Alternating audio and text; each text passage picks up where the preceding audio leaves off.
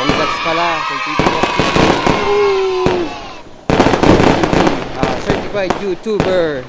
Siya pala nag-inspire sa atin na mag-vlog, si Tito Bok TV. So ayun, congrats sa'yo sir, Lodi Johan Pagban.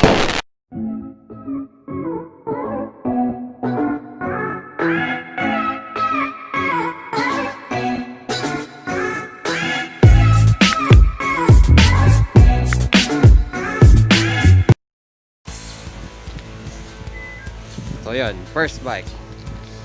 So ano to, Paxter. Para siyang Evo. Paxter FT 7.1 Plus. Mukhang mamawang may-ari nito. Naka Diore na siya. Then naka cleats. Then speed. Ito nyo. Ganda, diba? So our next bike, Drinks Majestic 1.66. Naka cyclocross na siya. Naka rigid fork. And meron din siyang bike carrier. So naka Alivio group set. Pero hindi siya naka-fix, pero mamamayari niyan. So our next bike, yun, Cole Brontes XC. Cole din na rigid fork. Naka cyclocross na gulong. Then naka Diore, naka cleats. So mga ganyanan, mga mamamayari niyan. So our next bike, ito bike ko to. So ayan, kitang kita yung mga sticker na nakalagay dyan. Shoutout nga pala kay Mekay Bike, mga mamshis, all BC Brothers.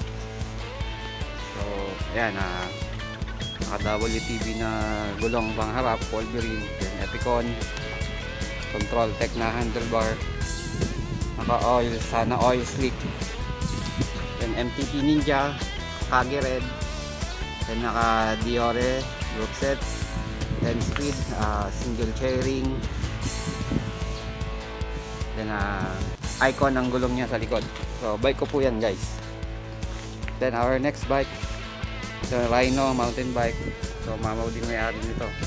So most likely, pero naka hydro na siya guys, hydraulic. Then dala niya yung certificate. So ayan guys, wala namang gaanong in-upgrade. So our next bike, Paxter 27.5. So ayan, most likely puro ano pa siya, stock. Then nakaragusa siya na crank arm. So ayan, okay, ito siguro nakakilala niyo yung bike na to. Itong bike na to, mamaw din may-ari nito.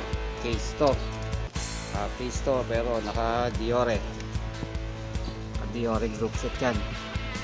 So may bike carrier, mukhang nag-deliver to. Ang may-ari nga pala niyan si admin ng Ayan Ride, Jembert. Shoutout sa lahat ng Ayan Ride. Then our next bike, also another case to. So yun, kita nyo, naka weapon na hubs, mountain peak na fork, case to 29.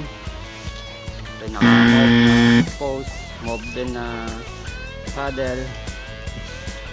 So stock yung case to na crank nya, pero at least marami ka nang na-upgrade. So may-ari niyan. Then our next bike is Rhino again. Most likely ang na-upgrade dito, ayun, naka-hydro na siya. So ayun, Rhino, may-ari niyan, mamaw din yan, Rhino R1.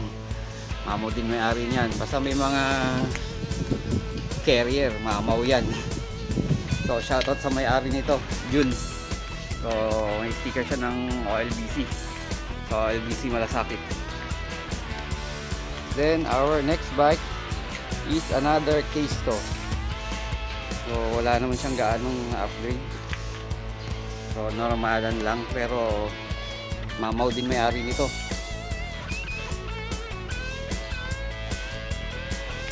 Then our next bike, ang alam ko tatak nito baol eh. So maganda rin siya pang bike to work. Then most likely puro ano pa siya, puro stock. So tayo. So and then meron tayong next entry na bike, entry level, booster siya, booster 29R.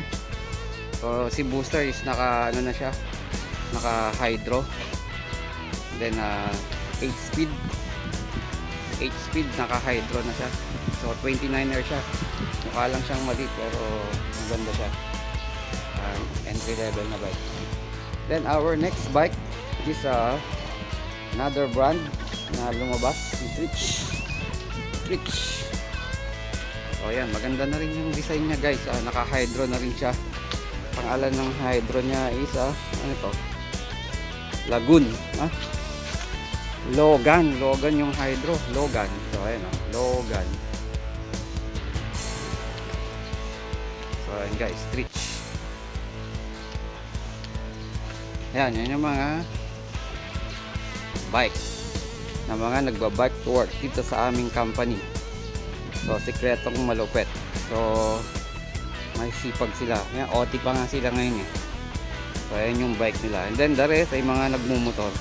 Later sa susunod na vlog, pakita naman natin lahat yung mga nagmumotor, kung ano mga brand ng unit ng motor nila. So ayan guys, I hope yung bike check ng mga nagbabike to work dito sa amin nagkaroon kayo ng idea kung ano mga setup, and then kung paano nakapark. So supportahan nyo yung vlog. Always subscribe and share, like and share sa YouTube channel RJH TV. Then like nyo rin pala yung page ng Sikat Inc. Then shoutout sa ating mga kapadyak, ka-vlogger, si Kuya Tams, Black Retriever. Congrats pala kay Black certified YouTuber. Siya pala nag-inspire sa atin na mag-vlog, si Titibok TV. So ayun, congrats sa iyo sir, Lodi Johan. So ayun guys, I hope you like our demo bike. Parang nasa shop lang to. So I hope may nakita kayong setup ng mga bike to work. Bye bye.